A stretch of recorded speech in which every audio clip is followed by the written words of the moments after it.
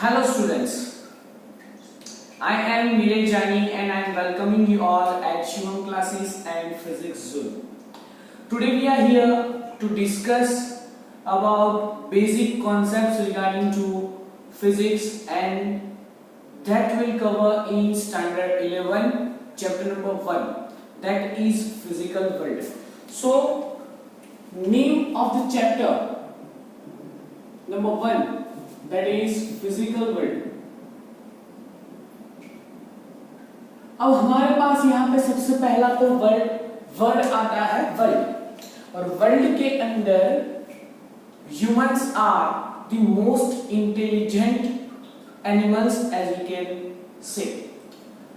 So humans are always observing the nature, observe करते हैं nature को, try to get some particular sequence in the nature of laws. ठीक है, वो particular sequence को ढूंढते हैं, लॉज को फॉलो करते हैं, and they after that they decide कि कितना डाइवर्स नेचर है. That means they are observing something and find the diverse behaviour of nature. So here humans are always observing something, inquiring for the same. That means ये कैसे हुआ, ये क्यों हुआ, ऐसा हुआ तो उसका रिजल्ट क्या होगा. So they always inquiring something and imagine the good manner towards the nature of laws. So we can say that he observes the physical nature. Humans always observes the physical nature. Humans always observes the physical nature. Physical nature को observe करने के बाद वो क्या करते हैं? Physical nature को observe करने के बाद वो क्या करते हैं? They looks for the meaningful pattern. Physical pattern को ऑब्जर्व करेंगे, उसके बाद they looks for meaningful pattern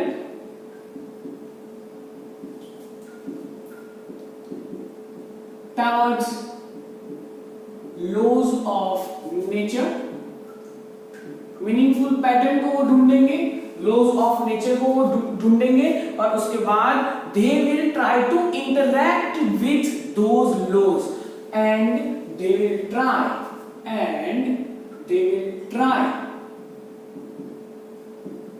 to interact with that pattern. ये इंटरैक्शन क्यों जरूरी है? Because they want to survive in world with the laws of nature. जैसे कि हम जानते हैं laws of nature जो है वो डाइवर्स होते रहते हैं, ठीक है ना.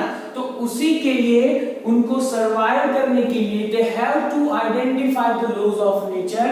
उन्होंने जो नहीं सीखा है वो ज्यादा सीखना जरूरी है, इसीलिए वो सबसे पहले ऑब्जर्व करेंगे पर्टिकुलर पैटर्न के साथ, क्या रिएक्शन है उनका वो देखेंगे, and they will try to interact with that pattern to survive their lives. So उसको समझने के लिए सबसे पहले we have to understand the basic terminology regarding to this subject. So basic terminology के अंदर सबसे पहले हम क्या लेंगे?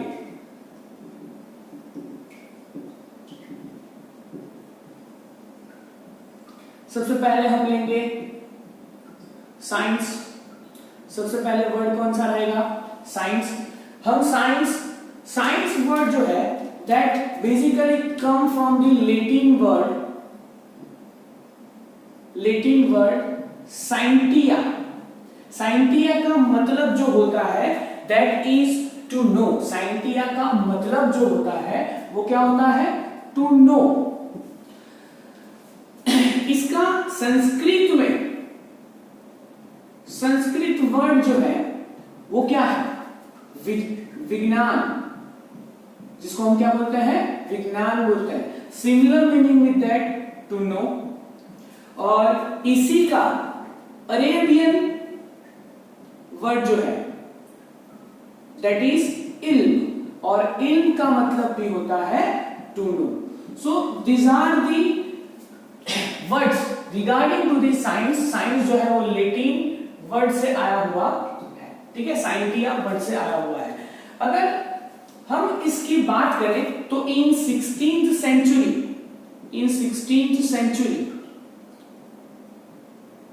science has started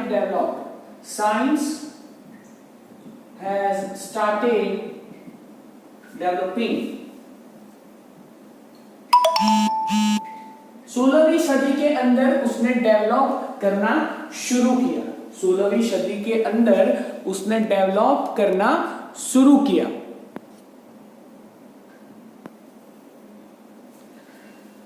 16वीं सदी के बाद 19th सेंचुरी के अंदर, 16वीं सदी के बाद इन 19th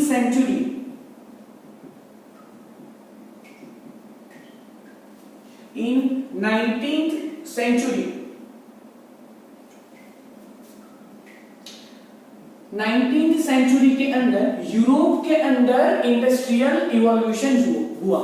19th सेंचुरी के अंदर यूरोप के अंदर यूरोप हैज इंडस्ट्रियल इवोल्यूशन, और ये इंडस्ट्रियल इवोल्यूशन हुआ।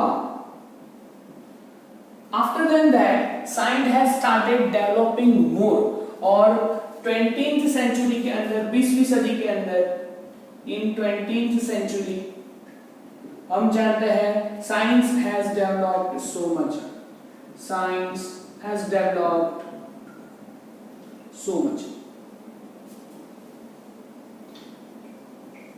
अगर हम जानना चाहें कि साइंस का मीनिंग क्या है, तो मैं ये बताऊंगा इन सिंपल वर्ड कि साइंस जो है it is a bundle of laws of nature to know about nature. Nature के जितने भी लोग हैं उन सब का बंडल, रूल्स एंड रेगुलेशंस, उसको हम क्या बोलेंगे, साइंस बोलेंगे। To understand the nature, to understand about the natural phenomena. Is that clear? So that is science. Now science के अंदर सबसे पहले क्या होता है, साइंस के अंदर सबसे पहले क्या होता है, that we are exploring something, that सबसे पहले हम क्या करते हैं, वी आर एक्सप्लोरिंग। उसके बाद एक्सप्लोर करने के बाद वी विल आइडेंटिफाई। क्या आइडेंटिफाई करेंगे, सबसे पहले हम एक्सप्लोर करेंगे कि ये नेचर के अंदर क्यों हो रहा है, बाद में उसको इलोबरेट करेंगे, आइडेंटिफाई करेंगे, अंडरस्टैंड करेंगे। वी आर अंडरस्टैंडिंग, और उसके बाद कुछ प्रिडिक्शंस लगाएंगे, या तो फिर कोई एक्सपेरिमेंट्स करेंगे, और एक्सपेरिमेंट्स करने के बाद we will get some conclusion, and after that we get some conclusion। अगर हम कंक्लूजन निकालते हैं, after that if we get some conclusion then we will get the law of nature, और उसी को हम बताएंगे कि डेवलपमेंट हो रहा है साइंस का। After we get some conclusions निकालने के बाद we will decide the laws of nature। So in simple हम ये बता सकते हैं, curiosity to know about nature is developed laws of nature and because of that branch has been started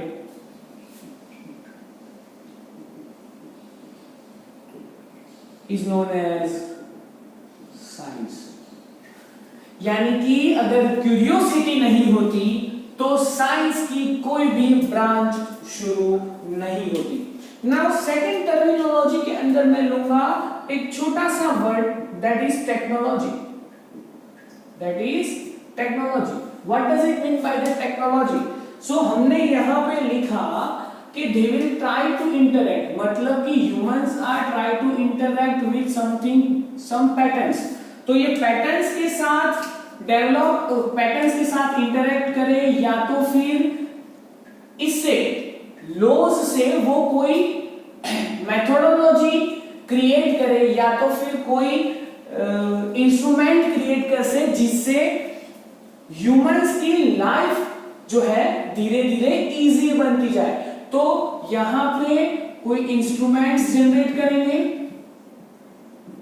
या तो फिर ऐसे कोई साधन जनरेट करेंगे जिससे ह्यूमंस की लाइफ जो है वो इजी होती जाए। मैं एग्जांपल एक दूंगा एसी। तो एसी क्या है? रेफ्रिजरेशन के सिस्टम्स के ऊपर चलता है।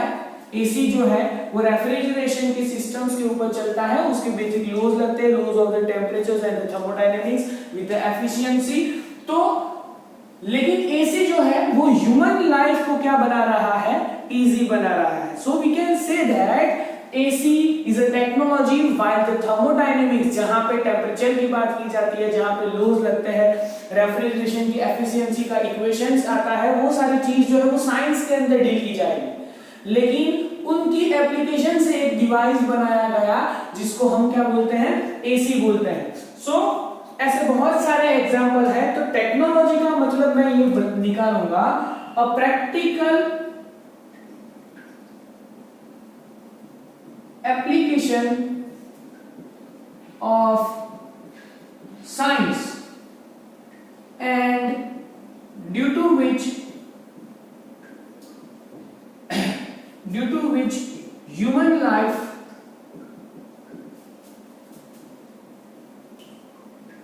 becomes easy, that is known as technology। तो जनरली टेक्नोलॉजी जो है technology includes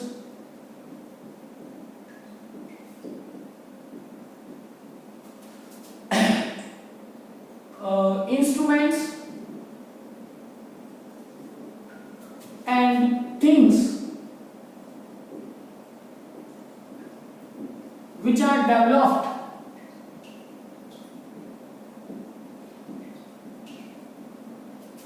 by application of science or scientific rules और साइंटिफिक लॉज। ठीक है, तो इसको हम बोलेंगे टेक्नोलॉजी। एग्जांपल के अंदर एसी है, फैन है, ट्यूबलाइट्स है, एलईडीज है, वो सब चीजें जो है वो क्या है?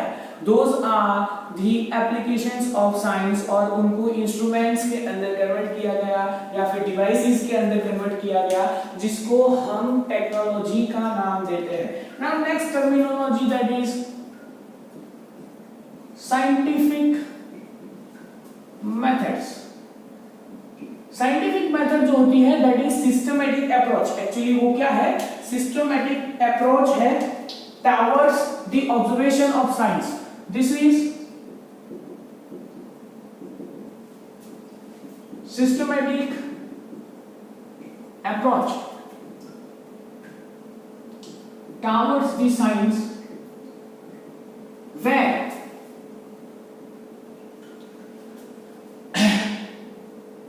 we do or we observe the laws of nature we experience, then we do some experiments, always do some calculations,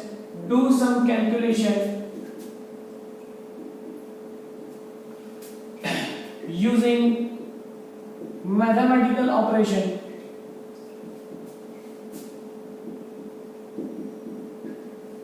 and then get some conclusion,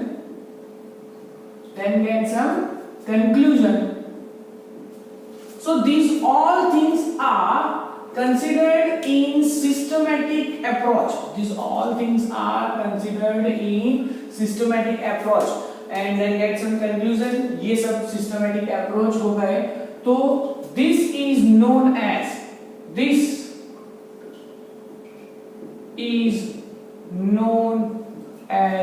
scientific method. चलिए, why we are deriving some laws of nature. तो जब भी हम कोई laws derive करते हैं, we spectacules something, और spectacules के साथ हम करते हैं conjectures. अब spectacules का मतलब क्या होता है और conjectures का मतलब क्या होता है? Spectacule जो होता है, स्पेक्टिक्यूल का मतलब होता है धारणा ए, और कंजेक्चर्स का मतलब जो होता है वो भी उसके जैसा ही होता है, लेकिन कंजेक्चर्स जो है वो दूसरे को दिया जाता है. मतलब कंजेक्चर्स जो होता है वो दी ओपिनियंस, कंजेक्चर्स का मतलब होता है दी ओपिनियंस, और स्पेक्टिक्यूल्स का मतलब होता है गेसिंग्स. क्या होता है? स्पेक्टिक्यूल्स का मतलब जो होता है वो गेसिंग होता है. मतलब इसको हम बोल सकते हैं दी प्रिडिक्शंस. क्या बोल सकते हैं? दी प्रिडिक्शंस.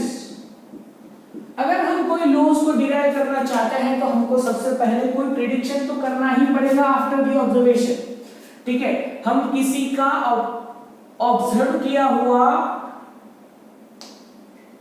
जो प्रिडिक्शन है, किसी ने ऑब्जर्व किया होगा, किसी ने प्रिडिक्ट किया होगा, उसको हम एज ए ओपिनियन भी लेना चाहेंगे, जिसको हम सलाह बोलते हैं. लेकिन all the time prediction and conjectures are not directly considered as laws. Predictions and conjectures यानी कि speculations and conjectures are not directly accepted as laws of science. तो उसके लिए क्या करना पड़ेगा? We have to approach the scientific methods. So for that they have to collect data. उनको क्या कलेक्ट करना पड़ेगा? सबसे पहला डेटा कलेक्ट करना पड़ेगा. उसके बाद उनको एक्सपेरिमेंट्स करना पड़ेगा. They have to collect data. They have to do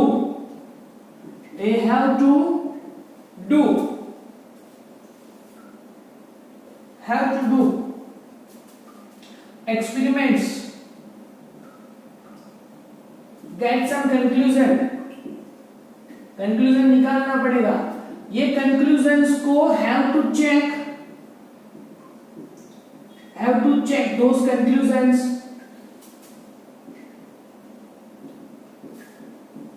under different conditions के अंदर चेक करना पड़ेगा. And at the end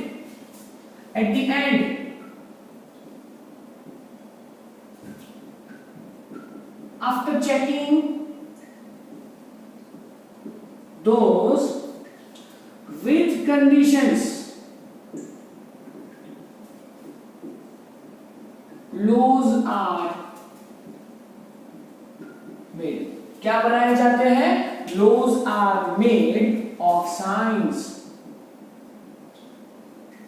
अब ये मैं एक चीज आपको बताना चाहूंगा कि जितने भी लॉज हमारे बने हुए हैं, whichever the laws जो बने हुए हैं, ऐसा तो है नहीं कि वो 100% सही है, ऐसा तो है नहीं कि वो 100% सही है। तो अगर वो 100% सही नहीं है तो हम ये बोल सकते हैं, अगर वो 100% सही नहीं है तो हम ये बोल सकते हैं कि साइंस इज डायनेमिक। तो यहां से एक नई सी छोटी सी चीज शुरू हुई जिसको हम बोलेंगे नए टॉपिक से, सो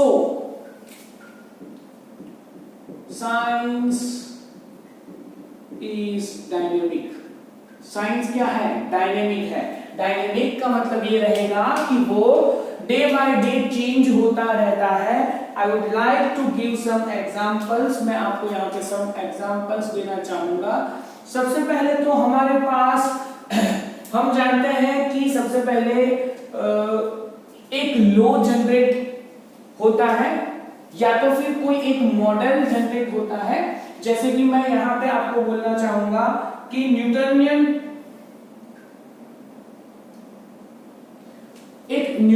थियरी आई थी। न्यूटन ने ऐसा बताया था, in Newtonian theory of light, Newton ने ऐसा बताया था कि लाइट जो है वो इलेक्ट्रोमैग्नेटिक वेव्स नहीं है। उनको क्या कंसीडर करना है? लाइट जो है वो वेव पार्टिकल से बनी हुई है। In Newtonian theory of light, in Newtonian theory of the light was considered as light is made up of, किस चीज से बनी हुई है? पार्टिकल्स से बनी हुई है। But after some time light has to consider as electromagnetic wave. किस चीज से इसको कंसीडर किया गया? इलेक्ट्रोमैग्नेटिक वेव से कंसीडर किया गया। और इलेक्ट्रोमैग्नेटिक वेव को कंसीडर करवाने वाला जो साइंटिस्ट था, by theory of electromagnetic wave of Maxwell ने जो इलेक्ट्रोमैग्नेटिक वेव की थियरी थी उसके हिसाब से लाइट को क्या कंसीडर किया गया? इलेक्ट्रोमैग्नेटिक वेव कंसीडर किया गया। तो अगर हम न्यूटोनियन थियरी को पढ़ते रहते तो लाइट को हम ऑलवेज क्या कंसीडर करते? पार्टिकल कंसीडर करते। लेकिन जैसे ही मैक्सवेल ने इलेक्ट्रोमैग्नेटिक वेव को डिफाइन किया, उसके बाद ये भी डिफाइन किया कि लाइट जो है वो इलेक्ट्रोमैग्नेटिक वेव है और इसी वजह से वो बिना किसी मीडियम के स्पेस के अंदर ट्रैवल कर सकती है। So that was the first example. So we can say that if the science is a dynamic subject, we can see that if science is a dynamic subject, then what will happen? As science is dynamic subject, new theories will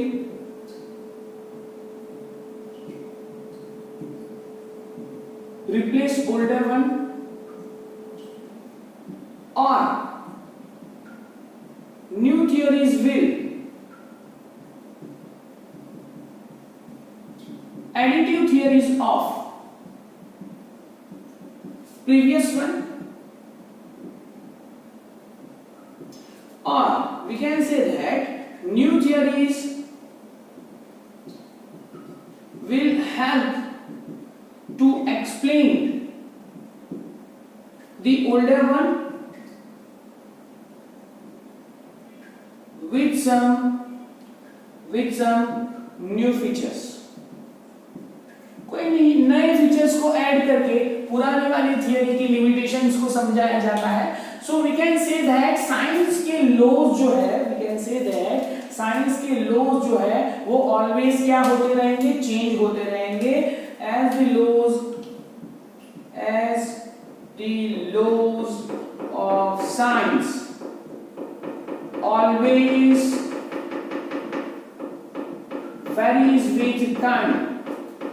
varies with time, so science is considered as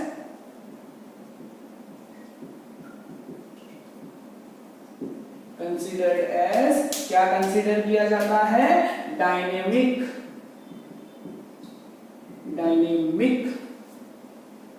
clear है इतना? ठीक है। Now इतना समझने के बाद ये समझना जरूरी है कि साइंस के कितने पार्ट्स हमारे यहाँ पे अवेलेबल है, साइंस को कैसे क्लासिफाई किया जाता है। ठीक है, तो उसको हम डिफाइन करने वाले हैं 3 चीजों के अंदर। कितनी चीजों के अंदर डिफाइन करने वाले हैं? साइंस को 3 चीजों के अंदर डिफाइन करने वाले हैं।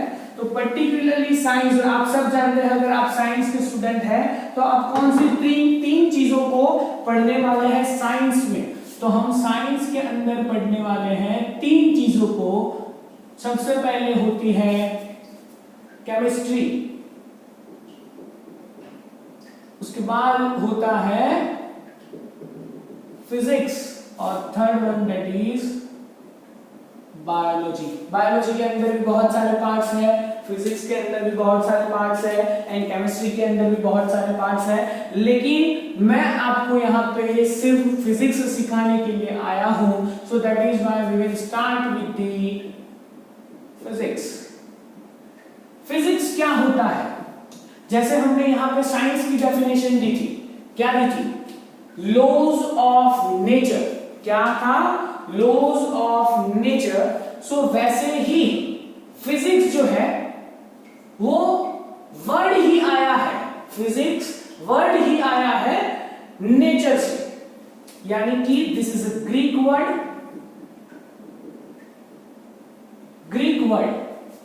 फिजिक्स जो है वो ग्रीक वर्ड है एंड उसका मीनिंग जो होता है, meaning of physics is equal to the nature. क्या है? The nature. Physics itself is considered as a nature, यानी कि अगर हम फिजिक्स को जानना चाहते हैं we have to understand the nature. So we can say physics is a branch of science. Physics is a branch of science, which means physics is a branch of science in which we will study about laws of nature and its application. ठीक है? Now physics, another words कौन कौन सा है? दूसरे कौन कौन से वर्ड्स हमारे पास है? तो इन संस्कृत फिजिक्स इक्वल टू भौतिकी। क्या बोला जाता है उसको? भौतिकी बोला जाता है, जिसका भी मीनिंग सिमिलरली है to know about nature. Is that clear? So this is the meaning of to know the physics we have to find some applications of physics to survive in the world. So to survive in the world, physics जो है 2 चीजों के अंदर divide होता है। Physics के laws जो है वो 2 चीजों के अंदर डिवाइड होता है और उसको हम बोलते हैं प्रिंसिपल थ्रस्ट। हम क्या बोलते हैं उसको? Principle thrust. तो मैं यहां पे लिखूंगा 2 टाइप के प्रिंसिपल थ्रस्ट है हमारे पास। कितने टाइप के प्रिंसिपल थ्रस्ट है? 2 टाइप के प्रिंसिपल थ्रस्ट है। First one that is to no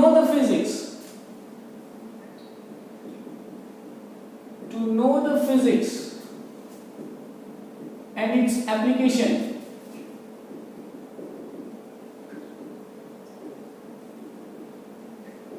We have to understand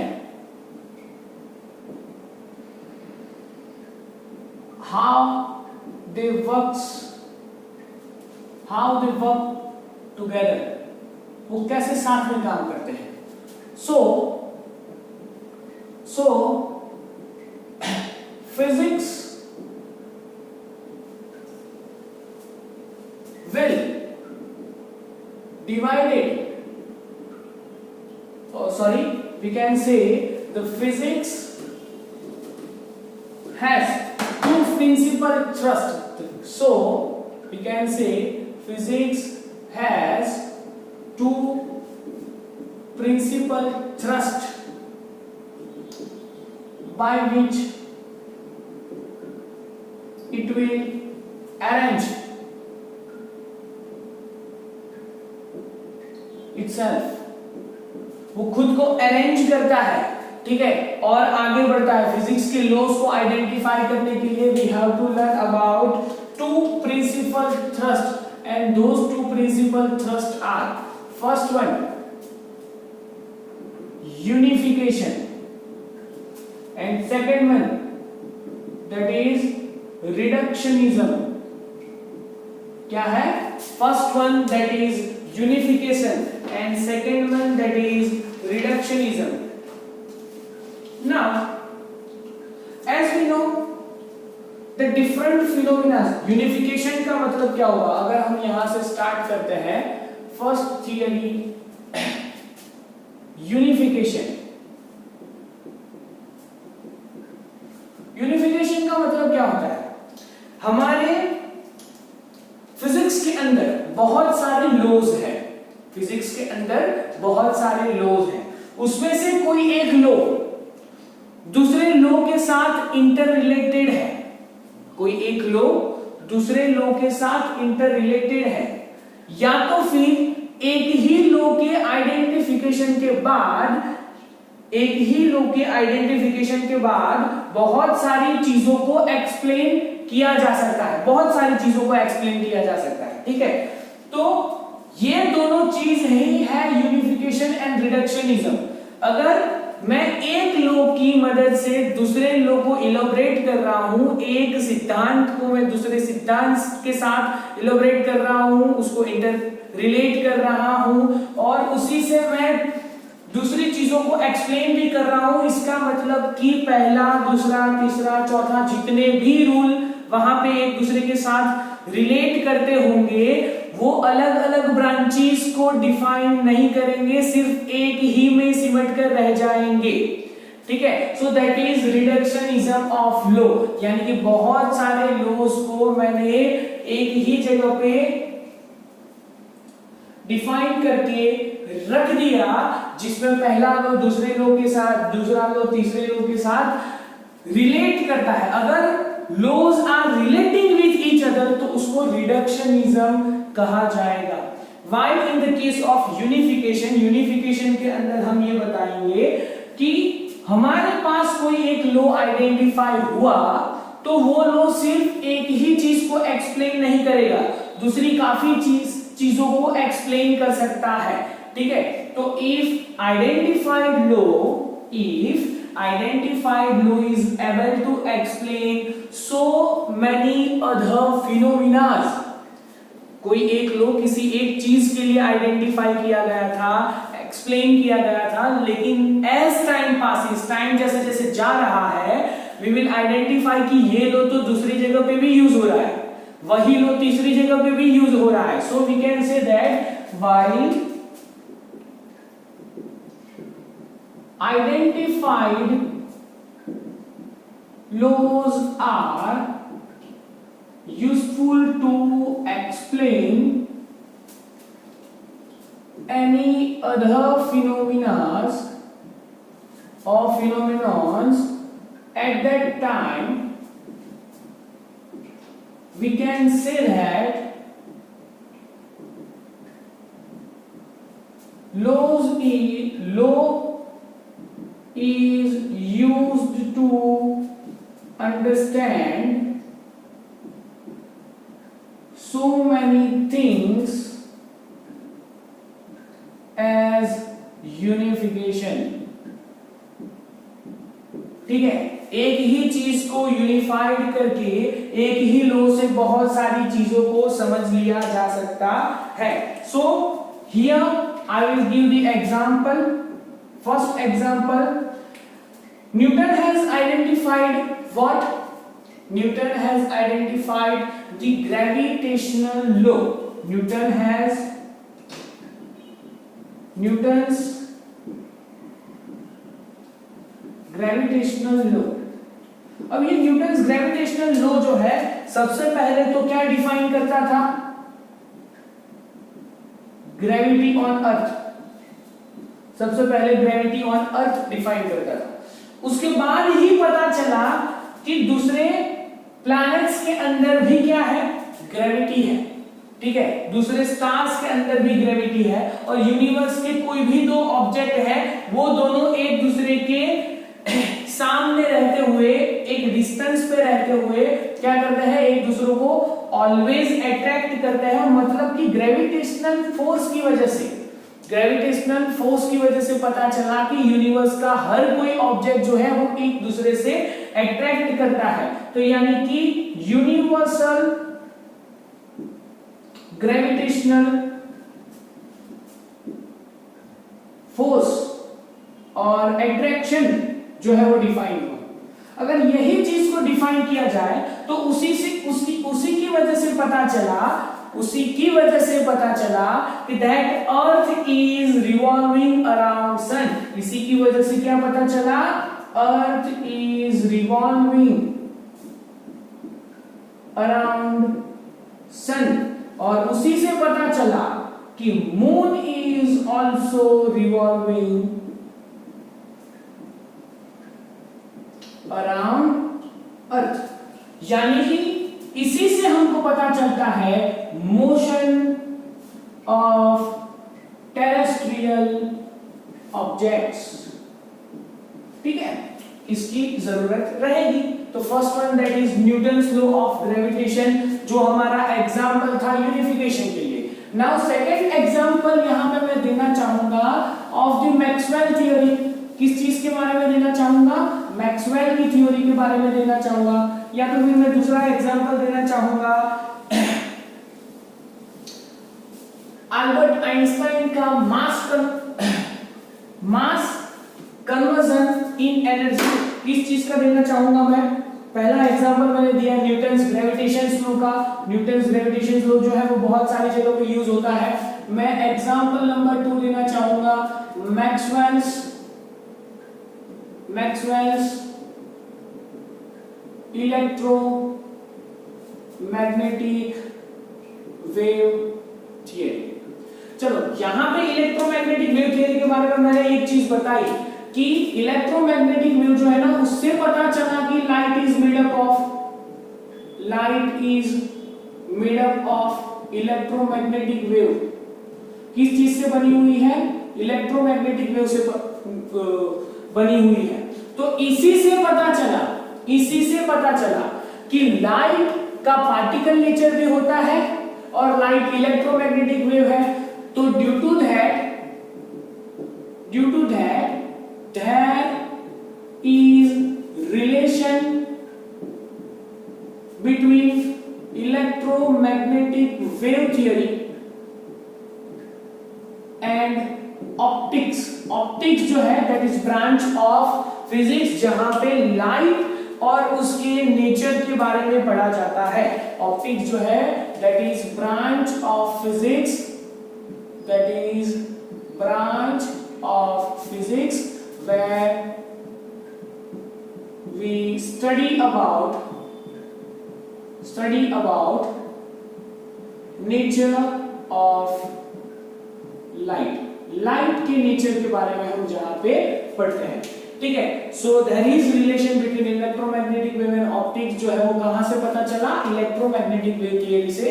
यानी कि यही एक थियरी इलेक्ट्रोमैग्नेटिक वेव को समझा रही है, ऑप्टिक्स को भी समझा रही है। अगर वो इलेक्ट्रोमैग्नेटिक वेव्स को समझ रही है तो वो इलेक्ट्रिसिटी को समझाएगी, इलेक्ट्रोस्टैटिक को समझाएगी, मैग्नेटिज्म को भी समझाएगी। समझ में आ रहा है? तो बहुत सारी चीजों को एक ही साथ में हम रिलेट कर सकते हैं। वो यहाँ पे इलेक्ट्रोस्टैटिक को भी समझाएगी, इलेक्ट्रोस्टैटिक ब्रांच को भी, वो मैग्नेटिज्म को भी समझाएगी और साथ में ऑप्टिक्स को तो समझा ही रही है। तो we can say that a single theory is used to explain so many phenomena after its identification. अगर बहुत सारे फिनोमेना को वो समझाती है एक ही थियरी, तो वो यूनिफिकेशन ऑफ लॉ कहा जाएगा। क्या कहा जाएगा? यूनिफिकेशन ऑफ लॉ कहा जाएगा। एग्जांपल गिवन नंबर 3, मैं एक तीसरा एग्जांपल देना चाहूंगा, that is theory of relativity of Einstein. Einstein's relativity theory.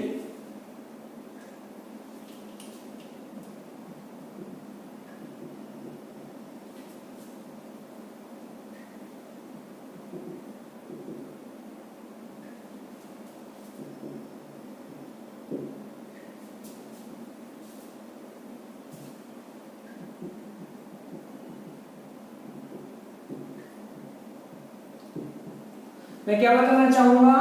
Relativity theory. अब रिलेटिविटी थियरी जो है ऑफ आइंस्टाइन, वो क्या बता रही है? Relativity of theory of Einstein क्या बता रही है कि there is conversion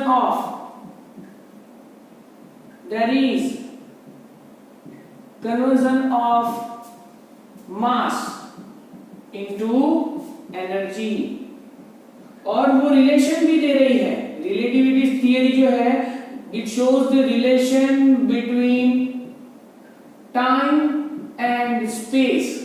relativity theory जो है वो स्पेस एंड टाइम के साथ भी रिलेट कर रही है। ठीक है, वहां पे ऐसा बोला गया है कि अगर आपकी स्पीड जो है वो इनफाइनाइट हो जाएगी, आपकी स्पीड क्या हो जाएगी? इनफाइनाइट हो जाएगी, तो you will travel from one place to another place. You will travel one place to another place at any time, and time का जो यहाँ पे बंधन रहता है, टाइम जैसे पास होता है उस टाइम स्टॉप हो जाएगा। So you can make time travel too. और इसी के बेस्ड 2-3 मूवीज भी बने हैं। टाइम ट्रैवल देख लीजिए, हॉलीवुड की एक मूवी है ल्यूसी, उसको देख लीजिए। ठीक है, ये सब चीजों के अंदर रिलेटिविटी थियरीज के बारे में पढ़ा गया है। और रिलेटिविटी थियरी जो है वो relation between time and space देती है, स्पीड देती है। ठीक है, सो बहुत सारी चीजों को ये रिलेटिविटी थियरी से समझाया जा सकता है। रिलेटिविटी थियरीज के अंदर ही एक इक्वेशन है E = delta mc², that is mass conversion. ठीक है, यही रिलेटिविटी थियरी पहले ऐसा बोला जाता था, मास इज कांस्टेंट। पहले कैसा बोला जाता था कि इन earlier time before relativity theory,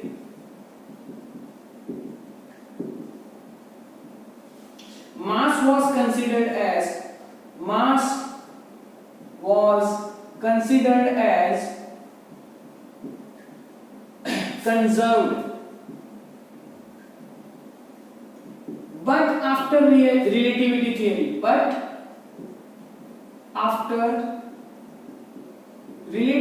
theory E = delta mc², delta mc², where delta m = relative mass, यानी कि चेंज हुआ मास, जितना भी मास चेंज हो रहा है वो आप आगे पढ़ने वाला है, that is not necessary right now. लेकिन after that the relativity theory, mass is relative mass, जो दिखा रहा है mass is not constant, which shows that mass is not equal to conserved. Mass जो है कंजर्व्ड नहीं है, वो एनर्जी के अंदर कन्वर्ट हो रहा है। ठीक है ना? Now we have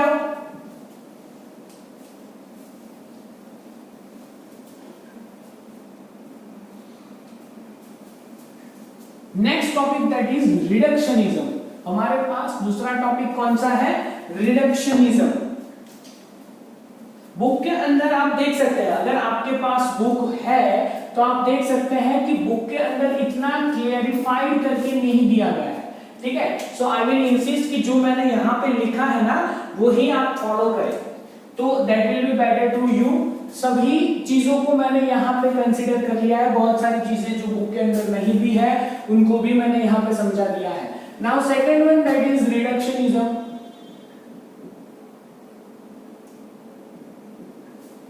second one चीज क्या है? रिडक्शनिज्म। रिडक्शनिज्म को मैं ऐसे डिफाइन करूंगा, रिडक्शनिज्म को मैं ऐसे डिफाइन करूंगा कि अ लॉ जो बहुत ही कॉम्प्लेक्स है, ठीक है, वो बहुत ही बड़ा है, लार्ज है, जिसका फिनोमिना समझना इजी नहीं है, बहुत ही बड़ा है, ठीक है, लेकिन उसी चीज को हम दूसरी ब्रांच ऑफ साइंस के अंदर इजीली डिफाइन करें, दूसरी ब्रांच ऑफ साइंस के अंदर इजीली डिफाइन करें और पहली वाली ब्रांच के साथ रिलेट करें। मतलब कि if a larger scaled phenomena और the complex phenomena is explained by the another phenomena and relate that with the first phenomena, तो हम क्या बोलेंगे उसको? Reductionism of laws. क्या बोलेंगे उसको? Reductionism of laws. तो मैं यहां पे लिखूंगा if larger scaled or bigger or complex phenomenon or law, complex phenomenon or law is explained by another phenomena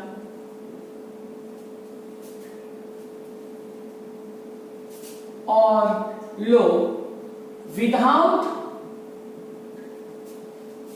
changing its meaning,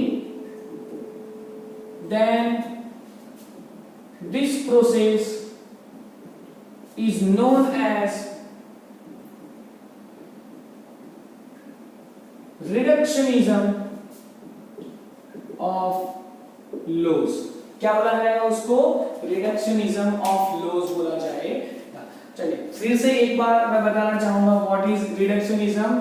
हमारे पास कोई एक कॉम्प्लेक्स फिनोमिना है, हमारे पास कोई एक लार्जर स्केल वाली फिनोमिना है जिसको हम समझाना चाहते हैं, लेकिन कोई एक ब्रांच के अंदर नहीं समझा पा रहे हैं या फिर कोई एक टाइप के फिनोमिना से हम नहीं समझा पा रहे हैं, लेकिन we are using the another way to explain it, और उसको एक्सप्लेन करने के बाद विदाउट चेंजिंग इट्स मीनिंग हम उसको रिलेट कर रहे हैं फर्स्ट वन के साथ।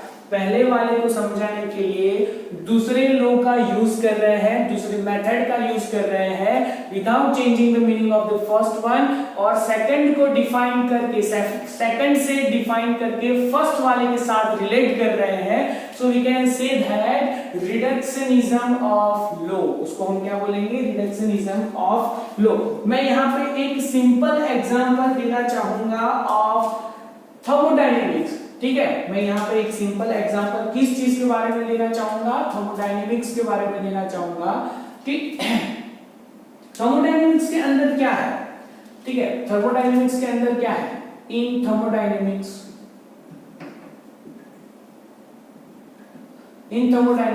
Temperature is not defined. Temperature जो है वो डिफाइन नहीं किया जाता है, थर्मोडायनेमिक्स के अंदर डिफाइन नहीं किया जाता है। इफ ये थर्मोडायनेमिक्स जो है उसको हम किस में कंसीडर करेंगे? मैक्रो फिजिक्स के अंदर कंसीडर करेंगे, ठीक है। बट इन माइक्रो थर्मोडायनेमिक्स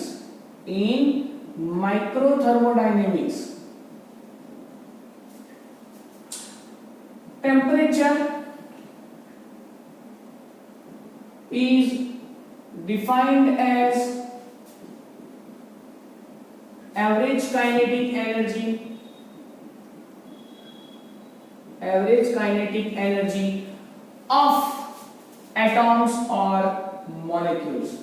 यानी कि यहां पे डिफाइन नहीं किया गया, लेकिन ये वाली ब्रांच के अंदर माइक्रो थर्मोडायनेमिक्स थर्मोडायनेमिक्स के अंदर डिफाइन किया गया, तो इसका मतलब कि टेम्परेचर जो यहाँ पर था वही टेम्परेचर यहाँ पर है, यहाँ पर डिफाइन नहीं किया गया, यहाँ पे सिर्फ मीनिंग लिया जाता था, लेकिन यहाँ पर जो है उसकी डेफिनेशन दी गई on the basis of the kinetic energy of atoms. So we can say that both the branches, first one that is macro thermodynamics and micro thermodynamics, both are part of reductionism.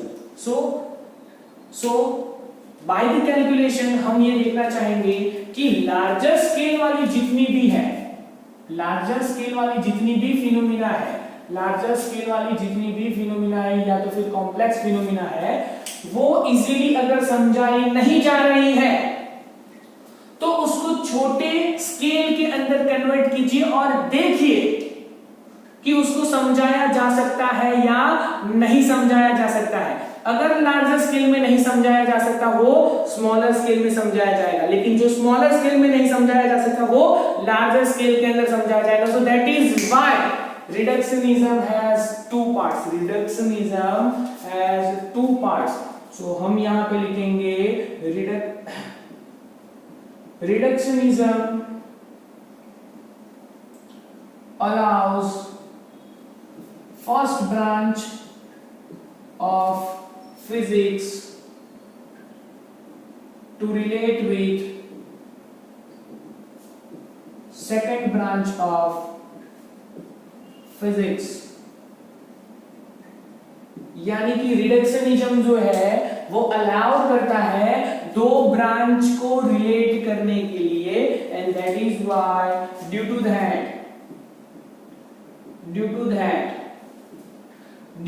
Observation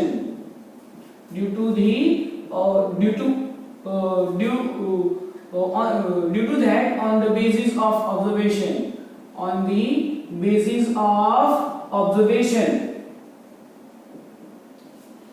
physics is divided in two parts. दो parts के अंदर divide किया जाता है, दो parts के अंदर divide किया जाता है, और वो दोनों पार्ट्स कौन से हैं? Those two parts are, दो पार्ट्स के अंदर डिवाइड किया जाता है. Those two parts of physics are, first one macrophysics and second one microphysics. ठीक है. Basically actually right now physics जो है वो तीन ब्रांच के अंदर डिवाइड हुआ है. कितनी ब्रांच के अंदर डिवाइड है? तीन ब्रांचेस के अंदर डिवाइड है. सबसे पहले तो मैक्रोफिजिक्स, उसके बाद माइक्रोफिजिक्स जो हम बोलते हैं यहां पे, लेकिन एक दूसरी ब्रांच भी है जिसको हम मेसोस्कोपिक फिजिक्स कहते हैं. Mesoscopic physics. अब मैं तीनों की रेंज लिखता हूं. ठीक है. मैक्रो जो है वो लार्जर स्केल के ऊपर काम करता है. ठीक है. यानी कि ऑब्जर्वेशंस ऑफ किस चीज का ऑब्जर्वेशन किया जाएगा यहां पे? Observations of terrestrial objects,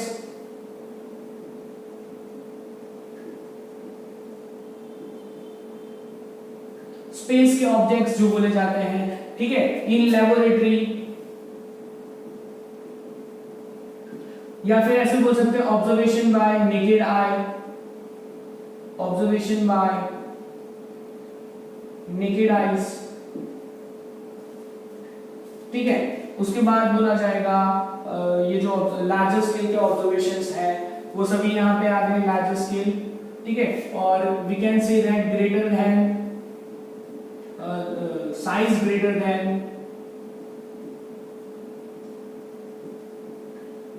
atoms. Atoms से जो बड़े हैं उनके अंदर डिफाइन किया जाता है. माइक्रोफिजिक्स के अंदर वेरी स्मॉलेस्ट, बहुत ही छोटे स्केल वालों के बारे में बात किया जाता है। तो यहाँ पे ऑब्जर्वेशंस कहां पर मिलेंगे? Observations of atoms, atomic structure and behavior of atoms, behavior of atoms, ये सारी चीजों के बारे में यहाँ पे पढ़ा जाएगा। अभी रिसेंटली मेसोस्कोपिक फिजिक्स जो है वो बाहर निकला है। मेसोस्कोपिक फिजिक्स जो है उसकी एक रेंज डिफाइन करके रखी हुई है कि मैक्रोफिजिक्स से छोटा लेकिन माइक्रोफिजिक्स से थोड़ा बहुत बड़ा जहां पे यूज किया जाएगा उसको हम मेसोफिजिक्स के अंदर कंसीडर करने वाले हैं। माइक्रोफिजिक्स लार्जर स्केल के साथ डिफाइन होता है, इसीलिए यहाँ पे एक ब्रांच फिजिक्स की निकलती है दैट इज काइनेमेटिक्स, और ये बहुत ही लार्ज स्मॉल स्केल के साथ यूज किया जाता है। So that is why this deals with quantum physics. किस चीज को डिफाइन करता है? क्वांटम फिजिक्स की ओर हमको लेके जाता है। सो नई ऑब्जर्वेशंस की दो ब्रांच यहां से निकलेगी, काइनेमेटिक्स एंड क्वांटम फिजिक्स। अभी तक हमने जो भी पढ़ा that was basic of very first chapter, ठीक है। आगे पढ़ने के लिए आपको इतना प्रिपेयर करना जरूरी है, कंपलसरी रहेगा। यूनिफिकेशन एंड रिडक्शनिज्म दोनों को आप अच्छे से समझ ले, that is very most IMP theory of chapter number 1। So right now we are ending the very first lecture.